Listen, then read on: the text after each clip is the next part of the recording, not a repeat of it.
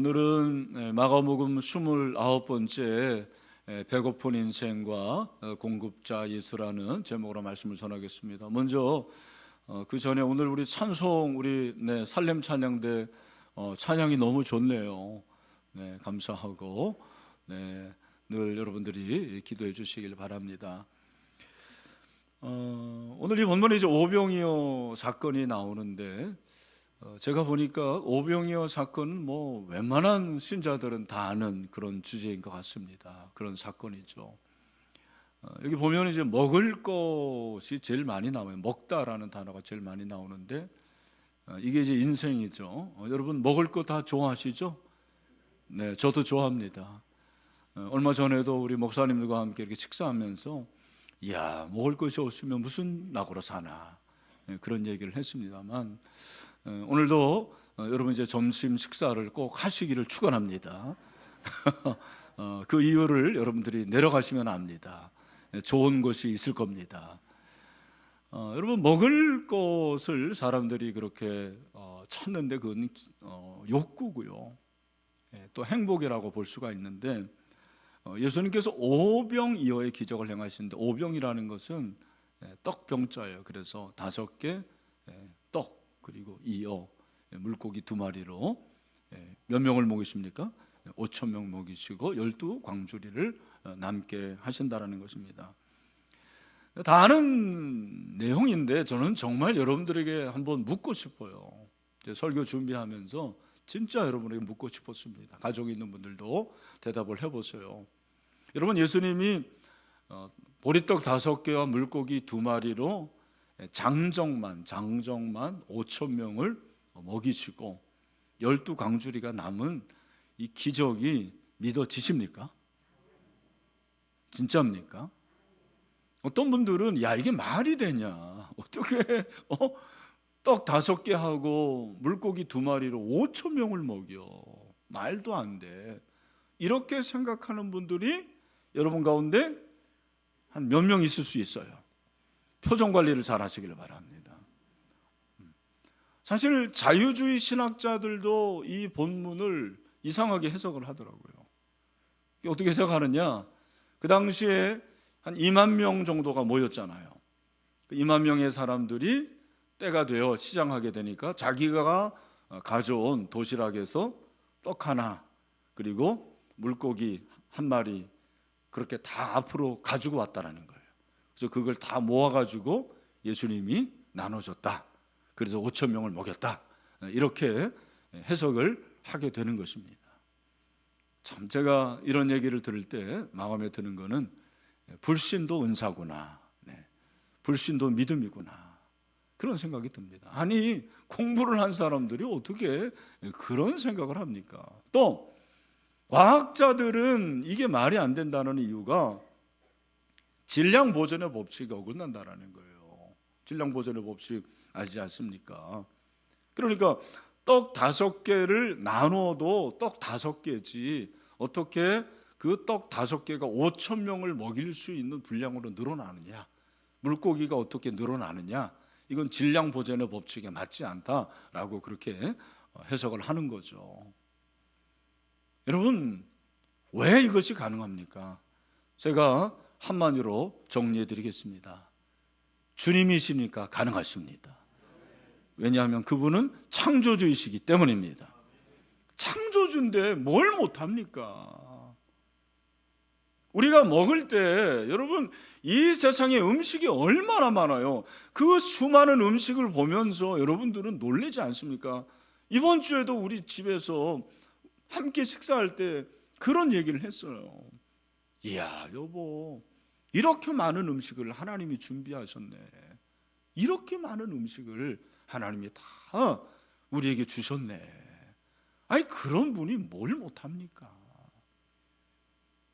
여러분 믿음이 생기게 되기를 축원합니다. 이 기적은 굉장히 신학적으로 중요한 이유가 마태, 마가, 누가, 요한 4복음서에 다 같이 기록된 유일한 기적이에요. 수많은 기적이 있는데 사복음서에 유일하게 공통적으로 기록된 기적이 바로 오병이어의 기적이에요.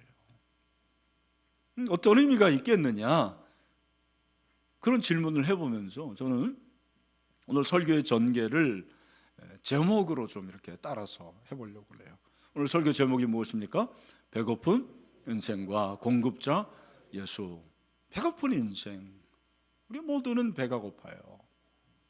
누구는 육적으로 배가 고픈 사람도 있고, 감정적으로 배고픈 사람도 있고, 그리고 영적으로 배고픈 사람이 있는데, 가장 인간의 기본적인 배고픔은 저는 두 가지라고 생각해요. 하나는 육체적인 배고픔, 또 하나는 영적인 배고픔입니다.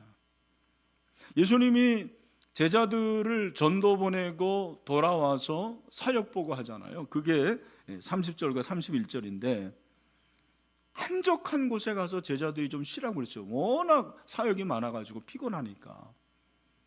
그러나 또 그들이 쉴 수 없는 게 너무나 많은 사람들이 예수님께, 제자들에게 오는 거예요. 그래서 예수님이 32절에 보면 배를 타고 아예 그냥 따로 한적한 곳에 가자. 여기서 배 타고 갈릴리 바다로 배를 타고 한적한 곳에 갔는데, 그 한적한 곳이 바로 오늘 오병이어의 기적의 장소죠.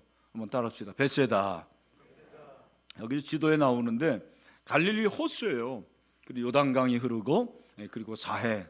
그래서 팔레스타인의 지도는 아주 간단합니다. 위에 헬몬산이 있고, 거기서 눈이 녹아가지고 갈릴리 바다가 되는 거예요. 호수죠. 민물입니다. 그리고 그 지류를 따라서 요단강. 요단강은 그렇게 크지 않아요. 그리고 사해. 더 이상 물이 엑시시 안 돼요. 그래서 사해가 소금 아닙니까? 근데 그 갈릴리의 오른쪽, 동쪽 위쪽에 벳세다가 있어요. 이 벳세다는 여기 한적한 곳이라고 하는 광야예요. 보통 우리가 벳세다 광야 그렇게 얘기하잖아요.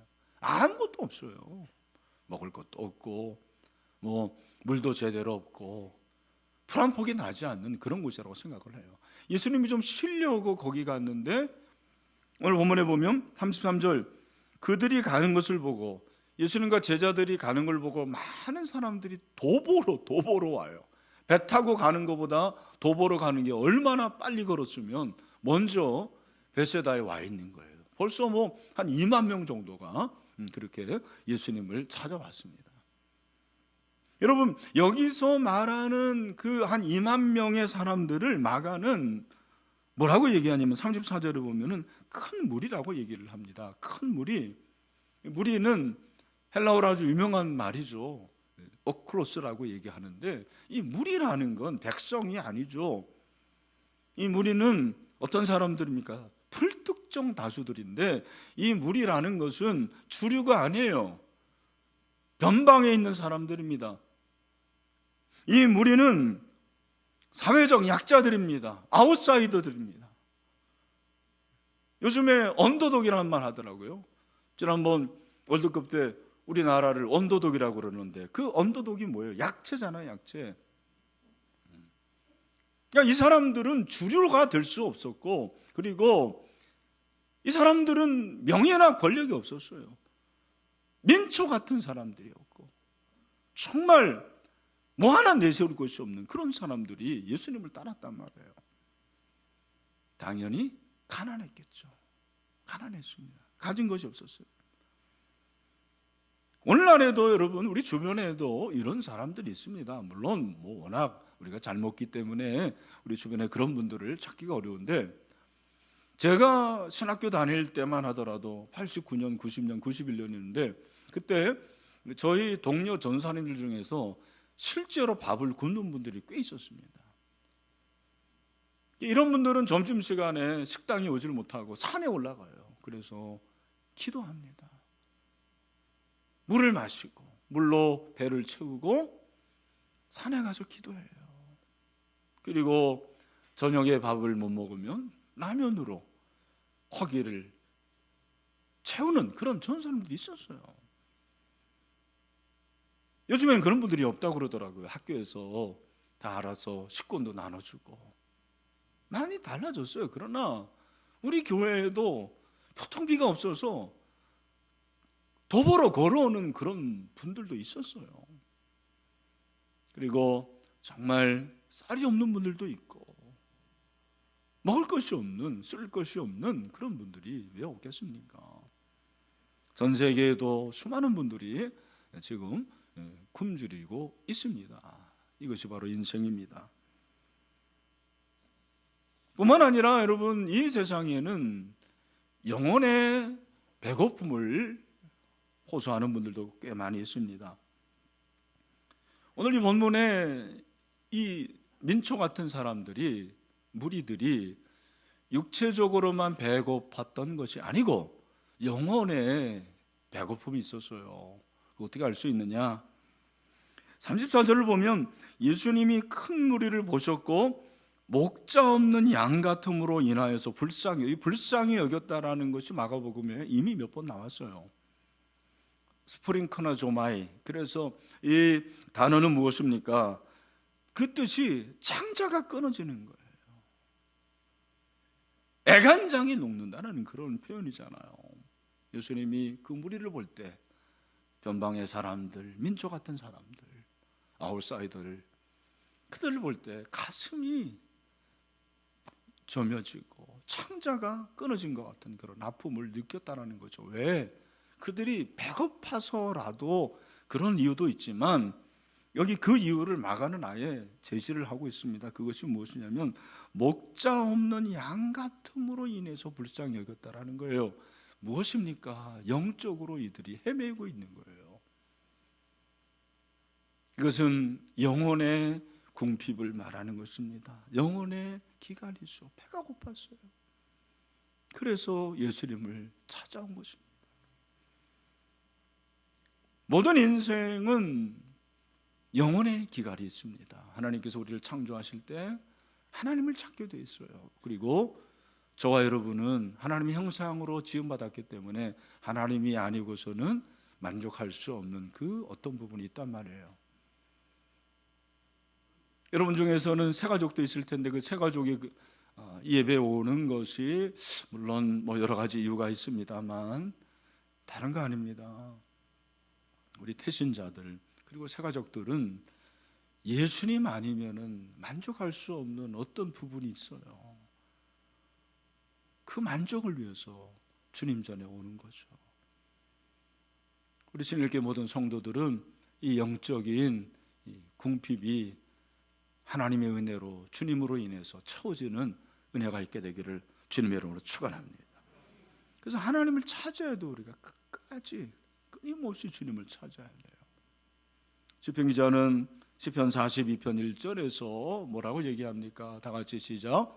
하나님이여, 사슴이 시냇물을 찾기에 갈급함 같이 내 영혼이 주를 찾기에 갈급하니이다. 아멘. 여러분, 우리의 갈급함을 채우시는 분이 바로 주님이십니다. 예수님이 배고픈 인생들을 이제 공급해 주시는 거죠. 배고픈 인생, 그리고 공급자 예수. 예수님이 공급해 주시는데 먼저는 먹을 것을 공급해 주십니다. 먹을 것을 주시는 것을 우리에게 말씀하고 있습니다. 오늘 본문에 제일 많이 나오는 게 먹다라는 단어인데 예수님이 먹게 하십니다. 먹게 하시는데 특별히 오늘 본문 41절 42절에 보니까 예수께서 떡 5개와 물고기 2마리를 가지사 하늘으로 축사하시고 떡을 떼어 제자들에게 주사, 그죠? 주어 사람들에게 나누어 주게 하시고 또 물고기 2마리도 모든 사람에게 나눠줬다. 여기 주어 그리고 먹게 했다라는 거예요. 주어 먹게 했다. 그러니까 그들이 그냥 먹은 게 아니고 누가 줬어요? 예수님이 주셨어요. 그들이 먹은 게 아니에요. 물론 그들이 먹었지만 주님이 주신 것을 먹었단 말이죠. 무엇을 말합니까? 우리 주님은 저와 여러분이 먹을 것을 주시는 공급자이십니다. 그걸 우리에게 말씀하시는 거예요. 이 공급이라는 것은 그냥 공급이 아니고 많은 학자들은 이 떡을 메시아적 떡이라 그렇게 얘기를 해요. 메시아적 떡. 무엇입니까? 기름 부음을 받은 그분이 이 세상에 오셔서 영혼들에게 주신 그 떡을 말하는 거예요. 그 떡을 메시아적 떡이라고 그랬어요.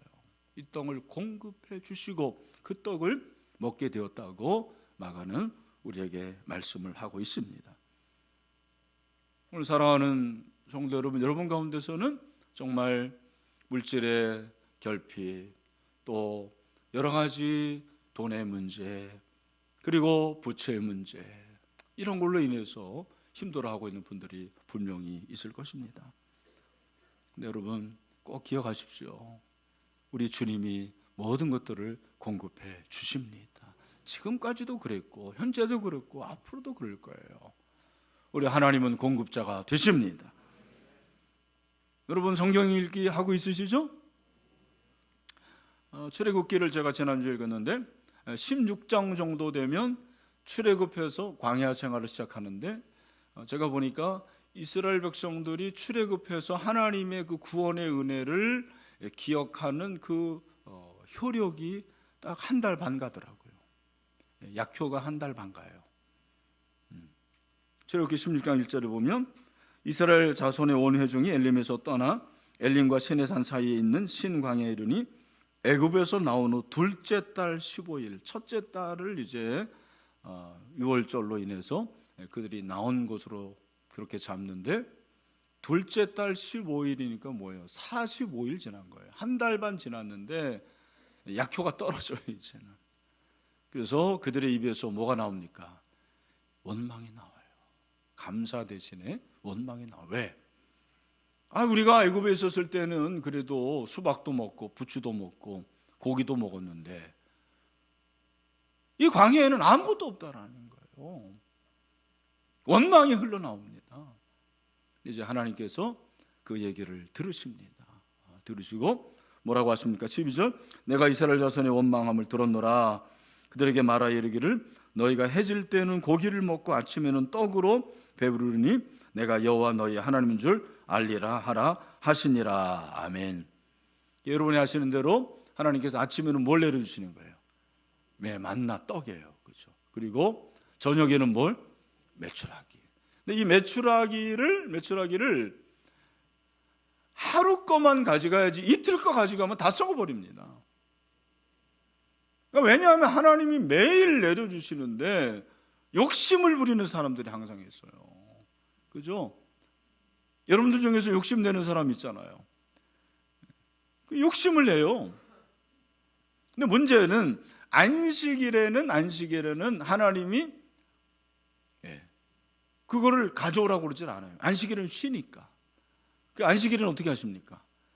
그 전날 안식일날 먹을 걸 어떻게 해요? 주시는 거예요.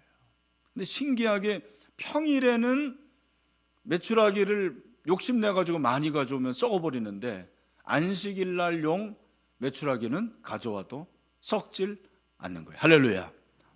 여러분 하나님이 먹여주십니다. 하나님이 공급해 주십니다. 레위기도 보면은 지난 수요일날 우리 25장 봤잖아요.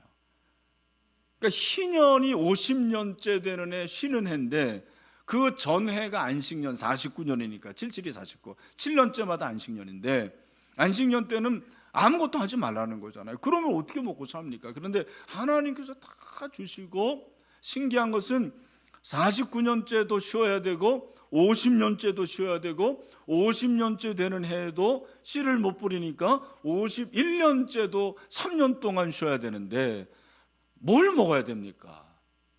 이야, 신기한 건 그 전 48년째에 하나님께서 3배를 주십니다. 할렐루야. 그래서 먹게 하신다라는 거죠. 우리가 2023년 참 걱정이 많이 되고, 여러분들도 걱정하시지만 저도 걱정돼요. 여러분이 불황이면 우리도 불황이거든요. 그죠? 네. 여러분이 불황이면 저희도 불황이에요. 그러나 하나님은 먹이시고 안으시고 인도하실 줄로 믿습니다. 삼중은혜 이사야서 40장 11절 말씀 여러분 기억하시나요? 다 같이 시작. 그는 목자같이 양떼를 먹이시며 어린 양을 그 팔로 모아 품에 안으시며 젖먹이는 암컷들을 온순히 인도하시리로다. 아멘. 여러분 먹이시고 안으시고 인도하시는 하나님, 그 하나님이 저와 여러분의 공급자임을 믿습니다. 근데 이 말씀은 1차적으로는 물론 그 무리들의 배고픔을, 허기짐을 예수님께서 해결해 주신 것도 있지만, 이 말씀은 또한 무리들의 영적인 배고픔을, 허기짐을, 결핍을, 궁핍을 해결해 주시는 것을 우리에게 말씀을 하고 있는 것입니다. 제가 말씀드린 대로 메시아적 떡이라고 그랬잖아요. 메시아적 떡. 예수님이 참 놀라운 것은 34절에서 창자가 끊어질 듯 그들을 보면서 불쌍히 여기셨는데 하신 일이 가르침이에요. 신기하지 않습니까? 그들이 그렇게 배고프고 그들이 허기졌으면 그들에게 먼저 먹을 걸 줘야 되는데 가르치시는 거죠. 뭘 가르치세요? 말씀을 가르치는 거예요. 이게 교회가 할 일이구나. 뿐만 아니라 예수님은 오늘 37절에 보니까 너희가 먹을 것을 주라. 제가 한번 여러분 질문해 볼게요. 예수님이 제자들이 지금 그 벳세다 광야에서 먹을 것이 없다, 그 2만 명을 먹일 수 있는 음식이 없다라는 걸 알아요, 몰라요? 아세요. 그죠? 그리고 그들을 먹일 수 있는 돈이 200데나리온, 200데나리온이면 한 데나리온이 한 품삯이니까 10만 원만 하더라도 100만, 1000만원이잖아요. 그죠? 그러면 2천만 원이 있어야 되는데 제자들이 2천만 원이 어디 있어요? 2천 원도 없는데. 그러니까 예수님이 그 제자들이 돈이 없는 걸 아셨다, 모르셨다? 아셨는데 왜 먹을 걸 주라는 거예요? 놀리는 겁니까? 여기에 중요한 진리가 있습니다. 예수님이 왜 너희가 먹을 것을 주라고 했느냐? 예수님은 제자들에게 육신적인 배고픔보다 더 근원적인 배고픔이 있다는 걸 가르쳐 주는 거예요. 다시 한번, 육신적인 배고픔보다 더 근원적인 배고픔이 있다라는 거예요. 그게 영혼의 배고픔이죠. 그 영혼의 배고픔에서 해결할 수 있는 그 길은 제자들에게 있지 않다고 그래요. 나에게 있다고 그렇게 말씀하시는 것을 제자들에게 지금 가르쳐 주시는 거죠. 다시 말해서 배고픈 인생에게 진짜 중요한 것이 무엇인가 가르쳐 주는 거죠. 배고픈 인생에게 우리 주님의 공급자가 되시는데 그 공급자 되시는 예수님이 주시는 것이 무엇입니까? 바로 살아있는 생명의 말씀입니다. 하나님의 말씀입니다. 그래서 예수님은 당신이 자신이 생명의 떡이래요. 그러니까 예수님은 2번 설교를 하시는데 실제로 떡으로 5천 명을 먹이신 것도 설교지만 그 이후에 그 시청과 교육을 통해 가지고 또 말씀하시는 설교가 요한복음 6장 35절의 말씀이죠. 뭐라고 말씀하십니까? 아주 유명한 말씀이에요. 자, 가정에 있는 분들도 믿음으로 시작. 예수께서 이르시되 나는 생명의 떡이니 내게 오는 자는 결코 줄이지 아니할 터이요 나를 믿는 자는 영원히 목마르지 아니하리라. 아멘. 여러분 정말 예수님에게 오면 줄이지 않는 것을 믿으십니까?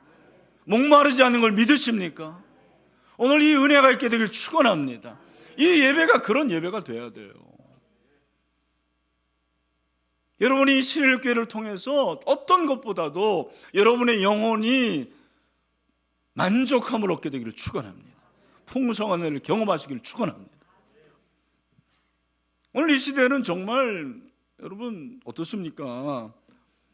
많은 걸 먹는 시대인데 정말 큰 기갈은 영혼의 기갈이야 말씀하세요. 아모스서 8장 11절 주여의 말씀이니라. 보라 나를 이를지라 내가 기근을 땅에 보내리니 양식이 없어 주림이 아니며 물이 없어 가람이 아니요 여호와의 말씀을 듣지 못한 기갈이라고 그랬어요.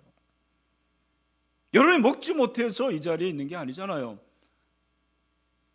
정말 먹을 걸 많이 얻으려고 이 자리에 온 게 아니잖아요.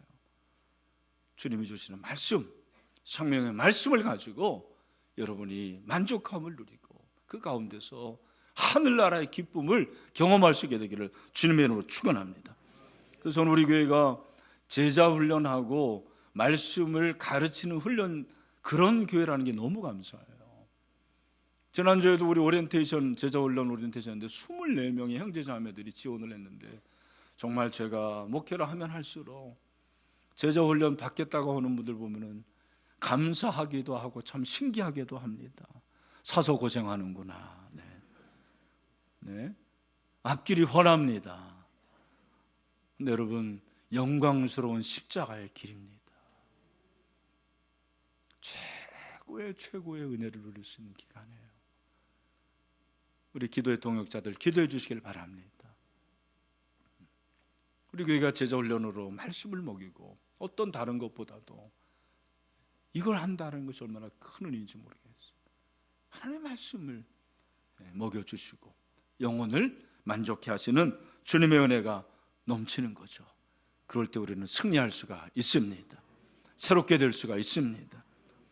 그러면 예수님이 이렇게 공급자가 되시는데, 배고픈 인생에 예수님이 공급자가 되시면 우리는 할 게 없겠네요. 그냥 가만히 열중시ot 하면 되겠습니까? 그게 아니죠. 오늘 저는 두 가지 묵상을 합니다. 나눔을 합니다. 첫 번째 적용은 따라합시다. 드리라. 여러분, 주님께 드리시기를 바랍니다. 예수님께 드린 이 보리떡 5개, 물고기 2마리는 요한복음을 보면 6장 8, 9절에 제자 중 하나 곧 시몬 베드로의 형제 안드레가 예수께 여쭤보되 여기 한 아이가 있어 보리떡 5개와 물고기 2마리를 가지고 있느냐. 그러나 그것이 이 많은 사람에게 얼마나 되겠습니까? 저 같은 사람도 안드레 같은 사람이죠. 아니, 장정의 도시락도 아니고 아이 테크논, 그 조그만 아이가 가져온 도시락이 이 수많은 2만 명을 먹이는데 무슨 유익이 되겠습니까? 아주 합리적이고 아주 설득력 있는 말입니다. 이게 사실이죠. 더군다나 이 떡은 보리떡, 영양가 없는 떡, 맛없는 떡. 요즘엔 떡이 얼마나 좋은 게 많아요. 얼마나 맛있는 게 많아요. 그렇죠? 그런데 이 떡은 그런 떡이 아니에요. 보리떡입니다. 보리떡. 뿐만 아니라 이 물고기는 헬라어로 옵사리온인데, 이 옵사리온은 뭘 말하느냐? 이것은 정어리 종류예요. 우리 군대에 갔다 온 형제들 알죠? 네. 우리가 식사할 때 제일 맛없는 생선이 뭐죠? 저는 정어리였어요. 그 정어리를 소금에 절여가지고 그냥 어떻게 했는지 모르겠지만 가져온 거예요. 근데 예수님이 그 보잘것없는 것을 가지고 오병이어로, 보잘것없고 영양가 없고 정말 적은 것을 가지고 기적을 행해 주셨습니다. 여러분, 주님의 손에 들리면 기적이 일어날 줄로 믿습니다. 적은 것이지만 주님의 손에 들이면 됩니다. 예수님이 과부의 2랩돈 칭찬하시는데, 예루살렘에 가면은 여인의 뜰이 있는데 그 여인의 뜰에 헌금함이 13개인데 그 중에 하나에 과부가 2랩돈을 드린 거예요. 헌금을. 그 2랩돈은 법적으로 가장 작은 액수를 말하는 거예요. 그 말은 화폐로 된 액수 중에서 가장 작은 단위의 화폐에 그 동전 2개를 드렸다라는 말이에요. 오늘날로 말하면 1원은 워낙 없으니까 20원 드린 거예요. 만약에 우리 문용남 장로님이 성금을 20원을 드렸다 그러면은 제가 뭐라고 생각하겠습니까? 그런데 예수님은 그 과부의 2랩돈을 보고 칭찬하셨어요. 왜? 그 마음을 보신 거예요. 중심을 보신 거예요. 적은 액수가 아니에요. 여러분, 하나님의 나라에 적은 것은 세상이 말하는 그런 기준이 아닙니다. 세상에서는 적을지 모르지만 하나님 나라에서는 큰 것이 될 수가 있습니다. 우리 그걸 하나님께 드립시다. 선교헌금 우리가 5,000원, 그게 얼마나 되겠습니까? 장학헌금 10,000원이 얼마나 되겠습니까? 근데 하나님이 기쁘게 받으시는 거예요. 하나님은 부자신데, 다 가지고 있는 분인데, 여러분의 그 쌈짓돈을 원하시는 게 아니에요. 우리의 마음을 원하시는 것입니다. 우리가 일을 할 때 하나님이 기뻐하실 줄로 믿습니다. 우리 위로 하나님께 드립시다. 그럴 때 공급자 되시는 예수님이 기적을 행하실 줄로 믿습니다. 또 하나는 따라합시다. 나누라. 오늘 본문에서 저는 정말 제일 마음에 와닿았던 것은 나누라는 단어입니다. 나누라. 41절에 보니까 예수님이 주어 사람들에게 나누어 주게 하시고 물고기 2마리도 모든 사람에게 나누시면, 이 나눔이 있었어요. 나눔을 통해서 오병이어의 역사가 있었습니다. 나누지 않으면 안 된다는 것을 우리에게 말씀하시는 것입니다. 여러분, 작은 것이지만 나눌 때 기적은 일어납니다. 아무리 크지만 큰 것을 나만 가지고 있으면 그것은 썩게 되는 거예요. 저는 참 우리 교회가 감사한 것이 여러 가지가 있는데, 작은 것이지만 우리가 나눌 수 있는 교회가 되는 것이 참 감사한 거예요. 우리 교인들 중에서 명품 걸치고 오는 분들이 있나요? 저는 명품이 뭔 줄 몰라가지고. 그런 게 중요한 게 아니에요. 그냥 여러분들이 그냥 별거 아닌 거 가지고 오고 그 가운데서 내가 절약하고 그리고 정말 내가 소중하게 여기는 그 한 사람을 위해서, 영혼을 위해서 나눌 때 기적은 일어납니다. 하나님이 일하십니다. 또한 내가 있다고 나누는 거 아니에요. 부족해도 나눌 수가 있습니다. 오히려 부족한 사람이 더 잘 나눠요. 그걸 아셔야 돼요. 참 우리 교회가 어려운 가운데서 이렇게 분립개척을 했는데 2017년도에 분립개척할 때 4억을 저희가 4억 3천이죠, 장로님? 네, 4억 3천이고 그리고 이제 2020년 때 7억을 해가지고 헌금해가지고 그렇게 개척을 했는데 그때 2017년 그 당시에 우리 교회 부채가 꽤 많았습니다. 제가 창피해가지고 말을 못했어요, 진짜. 면이 팔려가지고. 정말입니다. 그거 뭐 자랑도 아니잖아요. 우리 교회 부채 있는 게 자랑이에요? 네, 여러분 놀라운 것은 그 어려울 때 개척을 했는데 그 미친 짓이죠. 실제로 그거는 강대성 목사가 나한테 한 얘기예요. 목사님, 저는 목사님 미친 줄 알았어요. 그랬어요. 우리 장로님들이 정말 우리 교인들이 한 마음이 돼가지고 개척을 했는데 놀라운 것은 5년 동안 우리 신일교회가 부채 25억을 갚았습니다. 믿어지십니까? 25억을 갚았어요. 이야, 하나님이 하시면 되는구나. 하나님이 하시면 되는구나. 하나님이 기뻐하시는 일을 하면 되는 거예요. 우리가 46명, 63명 보냈잖아요. 하나님이 사람들 보내주세요. 어디서 그렇게 오는지. 지난주에도 청년국 7명이 세가족이 온 거예요. 7명이면 요즘 웬만한 서울교회 청년부 전체 인원이에요. 오늘도 우리 형제들 왔는데 어떻게 이렇게 청년들이 오는지 모르겠어요. 제가 늘 얘기합니다. 우리 청년부 교육자들한테. 우리 교회 청년부는 신일교회 청년부만이 아니고 대한민국 한국교회 청년부다. 이들이 어디서 어떻게 했지 모르. 저는 우리 청년들이 꼭 우리 교회 남으리라고 생각하지 않아요. 그렇게 요구도 하지 않습니다. 그러나 이들이 우리 교회에서 은혜 받아가지고 사명 받아서 어느 교회 가든지 어느 곳에 있든지 복음을 전하는 그런 주님의 제자가 되기를 소망합니다. 꿈을 그렇게 꾸고 그렇게 하면 하나님이 하시는 거예요. 그래서 저는 마지막으로 누가복음 6장 38절 말씀으로 오늘 말씀 마무리합니다.